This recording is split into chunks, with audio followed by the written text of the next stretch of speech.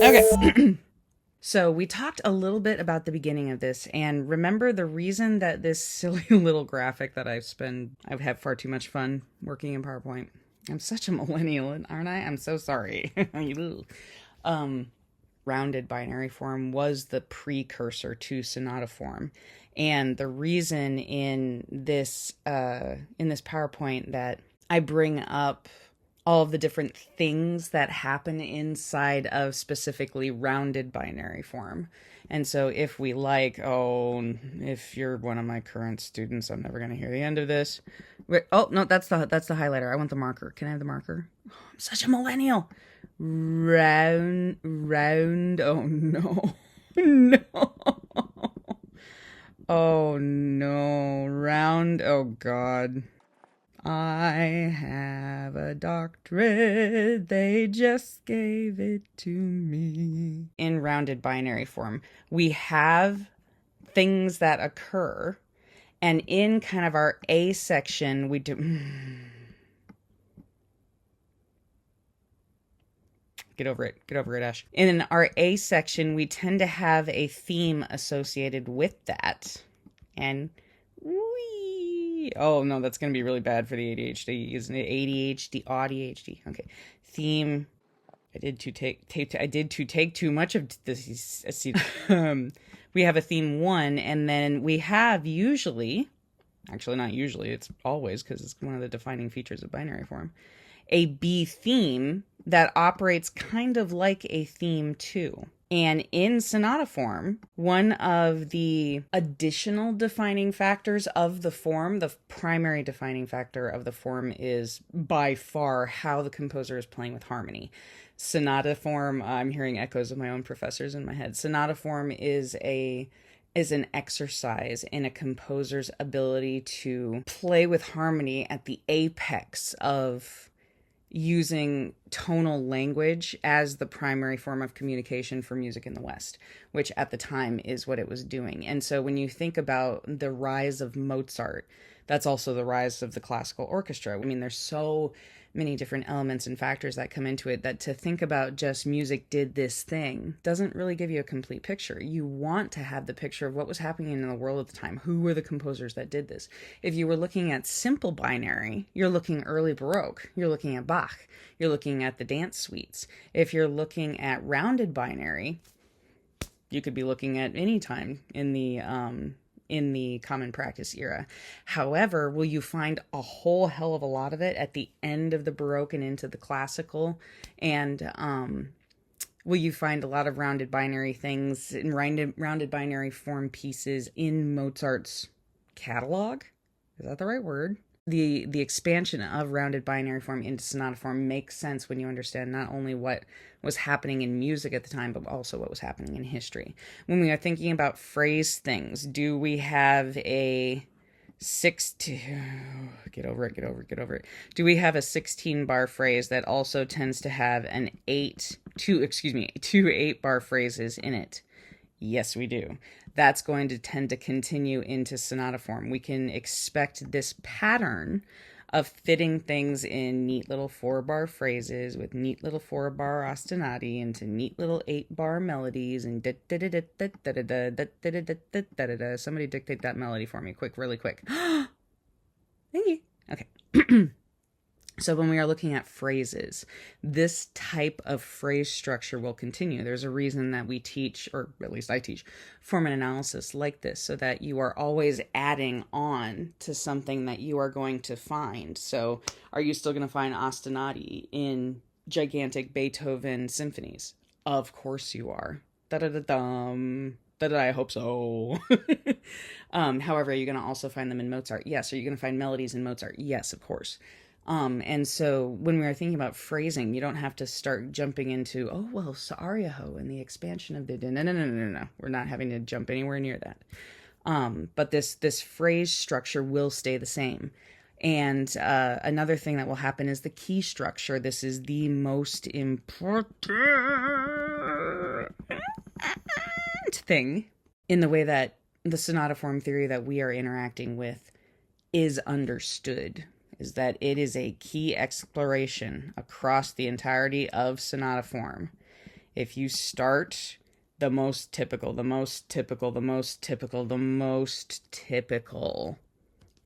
the 1 to 5 to 1 structure, if I am working with a sonata that tends to start in a major key, over the entire overarching sonata form, which could be the first movement of a sonata. Anybody tell you that sonata form and sonatas, the way that you look at the titles on the scores, are not the same thing? Sometimes they are. Not always. Don't blame me. Blame the music theorists. I didn't do it. But the most typical form, you'll see this in a lot of Mozart. If you are working with a sonata that is in a minor key, it will usually move to its relative major partner. And you have to remember that this could be happening over the course of 20 minutes. But in an overarching, very much people that say Lord of the Rings is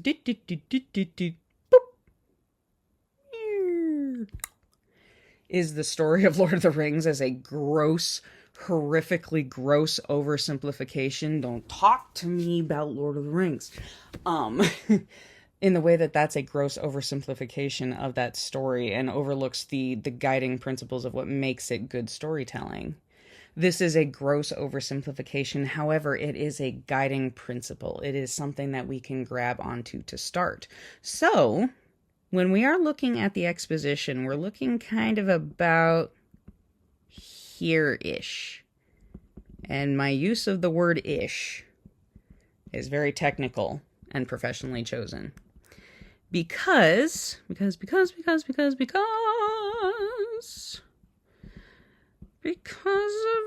release the no mind. Okay. This second half of the pattern here is the development and the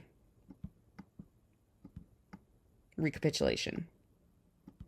So over the course of an entire sonata form movement, or in some cases, but not anything that we're going to be covering in undergrad here, over the course of an the entirety of a multi-movement work. But in a single movement, you can expect this pattern to be established. And if this pattern isn't maintained, you can know, just like the rules of a Shakespearean sonnet, you have to, for all an iambic pentameter and blah, blah, blah, blah. You have to follow those rules for it to be a Shakespearean sonnet. For it something to be in sonata form, you have to do these things. You have to have a 1 to 5 to 1 structure or a 1 to 3 to 1 structure in general. I know. I can feel my students going at that, and I don't blame you. But we're going to get into the nitty-gritty of that over the next couple of weeks as we wrap up the semester. And then in the minor one, the 1 to 3 to 1, of course. But you also need a theme 1 and theme 2, and those have relationships that have to do with the use of the keys. And you have to have these 3 distinct sections. And so let's get into them. And the way that I like to think about it, the reason I bring this up, this graphic up, is that the way that binary form kind of sits in something that can be even a minute and 13-second piece. For example, when you look at it in sonata form, it's kind of exploding it outward. This keeps popping up in my Facebook feed, so I don't know why it's the thing that just popped up the most in my head. But it was an expansion outward of this form. It was a taking this idea of an A, B, A prime that exists in rounded binary form that also follow the rules of tend to be in the tonic, tend to be in the dominant, and then returning to the tonic, or 1 to 3 to 1 if we are talking about in a minor key. The rules of sonata form took all of those sections and made them bigger. And so by making them bigger, there were more little things for us to pick out inside of the sections of each of the parts of the sonata. And here, I'm going to be talking about specifically the exposition. So the exposition also includes usually, this is where my, I can feel my students kind of also glaring at me again. Hi. A lot of times, these opening sections of sonata form themselves are in nested smaller forms. So you can have the exposition of a sonata in rounded binary form all by itself.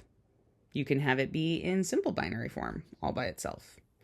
It really all depends on how the composer is playing with the amount of time. If you have something that is in sonata form that lasts for an hour, obviously you're going to have a lot more of those little layered in bits and pieces. But if you are going to have something in sonata form that lasts for 15 minutes, you don't have nearly as much time to allow any one of the sections of sonata form to take up too much time and therefore not get too terribly intricate. If the story of a sonata needs to be told over a longer period of time, you'll have more characters in it.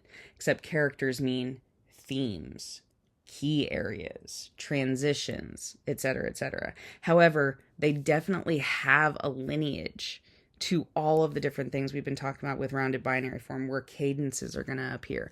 Those cadences are going to look a little bit different, have some different names, but those cadences are still reliable in order to predict the parts of a sonata. And then if you happen to come across a composer that likes to break all of the rules of the sonata, Beethoven, he still works as a perfect example in almost every exception for anything. He's been dead for 300 years and he's still pissing me off. Okay, but the important thing to note, and the important thing I want to tell my students in particular, is that this is not a new form. This is a form you've been working with for weeks. This is just kind of what it looks like if we were to take a magnifying glass and all of a sudden your world gets zoomed into just this form, and all of a sudden we have to live inside it and make more interesting things happen because they're going to be lasting for a longer period of time. Okay. So the typical term for what we are discussing is technically sonata allegro form. So inside of just the exposition, this is the entirety of a sonata allegro form, and you can see the development is the part where we're going to have the most fun in about a week. But the exposition and the recapitulation tend to follow a relatively similar structure. You'll have the presentation of the first theme.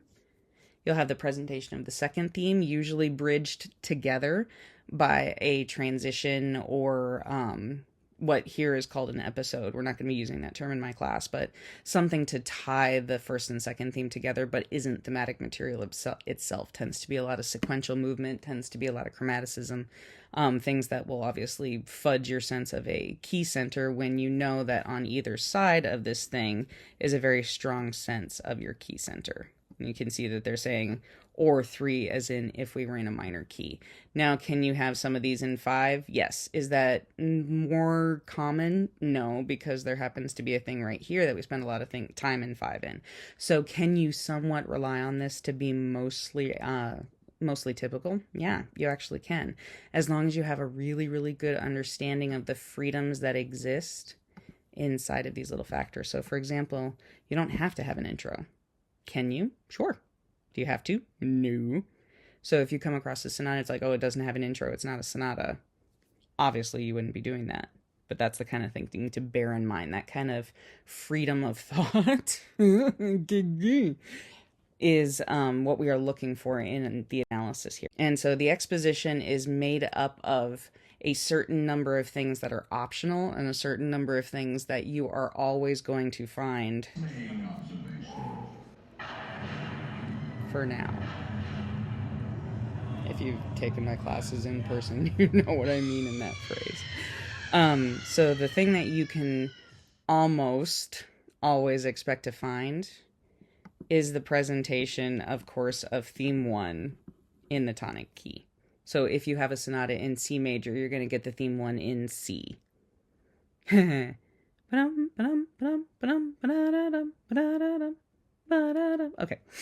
And so when you get into the second theme, you can expect that the second theme will be in the key of the dominant from the original starting key.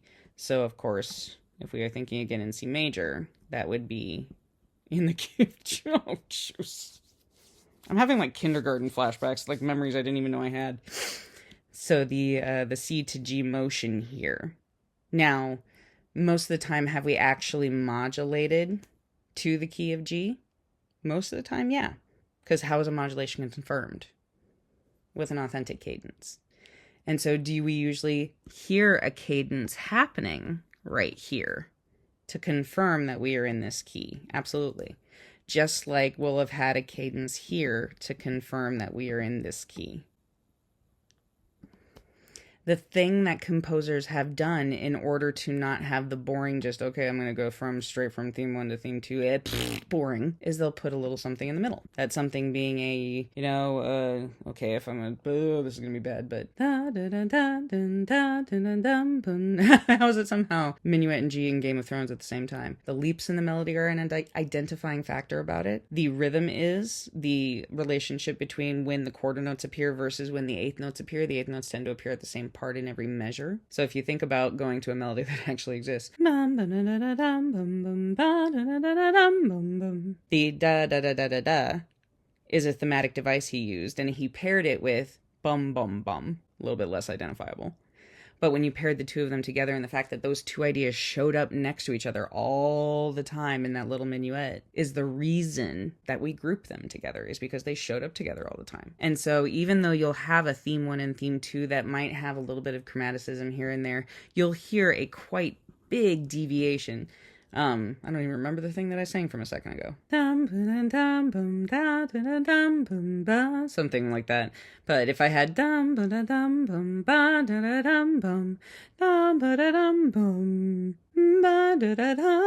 now it's Sound of Music a little bit, we could hear that there was a cadence implied in what I sang despite how badly I sang it. The thing that would happen directly after would be something like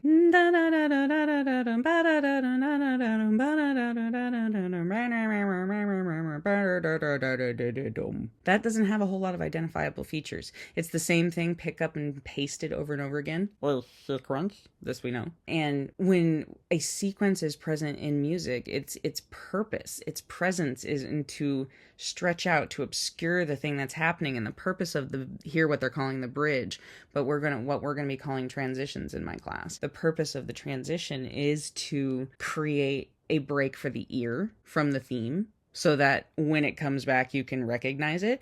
The reason that vanilla cake tastes different than chocolate cake is because presumably you've had both. Otherwise, how would you know the difference between the two of them if you've never had them both with somebody telling you what they are before?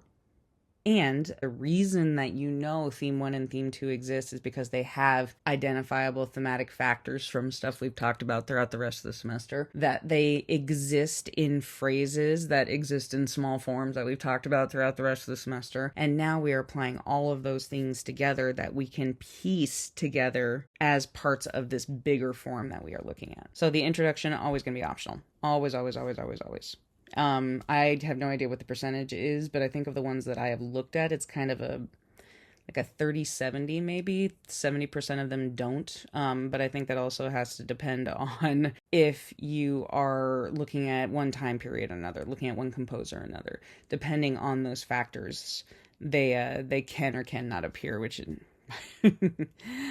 I get it. I don't get it. Sorry. Okay, anyway. But it can be confusing. The most important thing to remember about the introduction is that it's optional. And then to our next section, there can be transitional material. And again, we're calling this a transition, not a bridge in my class. The transitions can occur in between any parts of any of these sections of an exposition. For example, you can see closing themes. Another word for that could be a codetta for the end of a section. Something that just trails off and finishes the end of an idea. And it's important to know that the use of the ambiguous language is because we don't have a perfect, this is the thing, to stamp on top of music. If we did, it'd be pretty damn boring. So another important thing to note is that these transitional sections can appear in between any portions of the parts of the sonata. But the most likely place that you're going to see it is in between theme 1 and theme 2. That's by far where you will see most transitional material inside of an exposition. So for theme 1, it will have some identifiable factors. It's referred to as theme 1, main theme, primary theme. Music theorists love nothing more than to come up with different names for things we already have names for. So depending on what research that you are looking at, any one of these terms could be applied, and you have to be careful of which one is being used, just to make sure that you know which one, what part of the research you're referencing in your own research. And of course, it'll present itself in the home key, whatever key the sonata is in. It will present itself first. It won't present itself first in the dominant. That simply doesn't exist inside of the form. The beginning part of the exposition is to teach you about the key that we are going to be in. That's one of the reasons I believe that sonata forms tend to be the first movements in a lot of pieces, but of course, obviously, they can be a lot of third movements as well. So if we look at this one by our old friend Wolfgang, just audiating it in your mind, you can see already some of the elements about this theme that are identifying for it. It has a triadic leap in the opening here. It has an outline of a 5-1 motion. Do I have an F in there? I do. So I would call this GBD. I would call this like 5. Yeah, I think you'd call it 5-4-3. And then before going back here to, this is just a, this is a suspended resolution down onto 5. I mean, technically the entire thing is acting just as like a suspension downward, because the resolution to the 5-1 motion here is not being interrupted by a 4 chord. This is acting as a suspended chord. But then obviously we have another instance here of 5-1 motion, and this time giving us an IAC, because we have the rest here. If I'm looking at the bass line only, it's important to note that should you make decisions based off of cutting off one part of the music entirely? No, never. But it is important to note how the different pieces work together, especially if you start doing things in 20th century analysis. We do have a really distinct pattern here of C going to G7 before going to an F, but it's an F in second inversion. So the C pedal that continues to stay present there is the primary thing that's making me think that's a suspended motion. I don't care that it's taking up half the measure. You would hear that resolution going downward, and it's outlined so obviously in the melody. And so, no, that's the next thing that's going to happen. Pause. Go listen to it.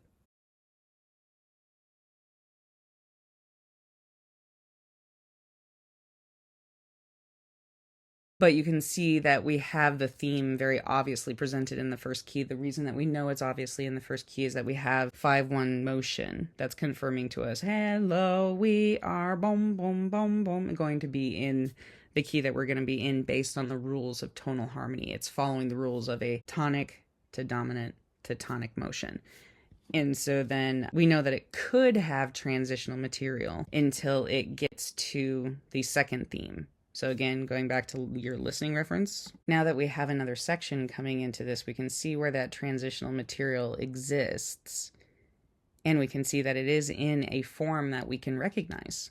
I had a counterpoint professor one time tell me, if you lean back and you squint at the music a little bit and you pretend you can't read it, you can determine so much about a musical form just based on its shape.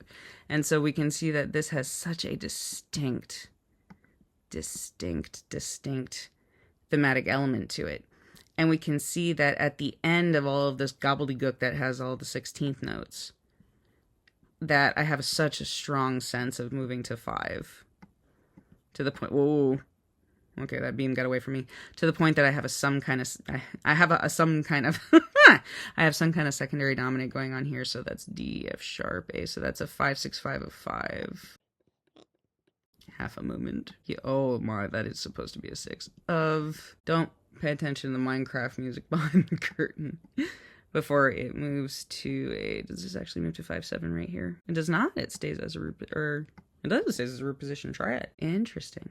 Okay, so in looking at this little portion right here, the confusing thing, the challenging thing when looking at a sonata is figuring out where these sections live. Because if you go back and look at what we were talking about with key areas, she said when we get to the end of the exposition, then it could be that we are going to, we're going to land on 5, so we must be at the end of the exposition here. Don't underestimate Air Mozart. if we are thinking about how we travel toward a dominant key, does it have to happen in an instant? Does it always happen in an instant? No. So we would need to keep going and listen, because have we had a second theme yet? I would argue that we haven't. That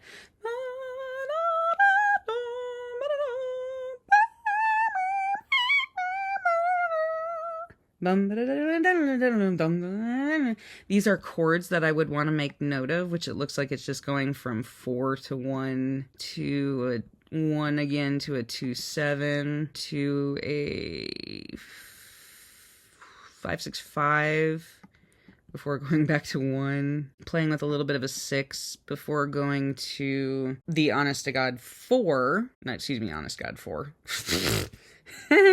Before going the honest to God 2, and 2 we know by our understanding of how the circle of fifths works is 5/5. Why would I go to D before going to G? Of course, to make G stronger by having D be present inside of this little transitional material in between what I'm assuming is going between the first and second themes. And so usually at the end of the presentation of this first theme, you will almost always have a clear cadence, and the cadence can be a half cadence. It just leaves it harmonically open, or you could have it be harmonically closed, but it will have a strong cadence. And I think if you go back and look at the end of this section in the Mozart, that has a very strong cadence.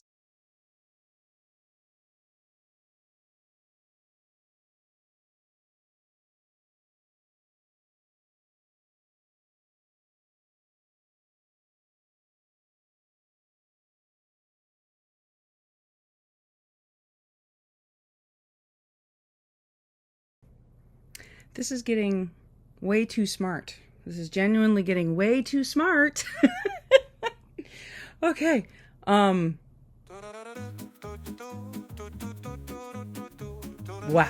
Click to add notes or a script to help you learn. This is such a millennial thing, right? It's got a teleprompter view now. Check it out. Wait, hold on. I want to try something. Check it out. I'm not even going to write it down first. I don't know if this is going to work. Acetaminophen. Why is there a dot? I didn't put that dot in binary form.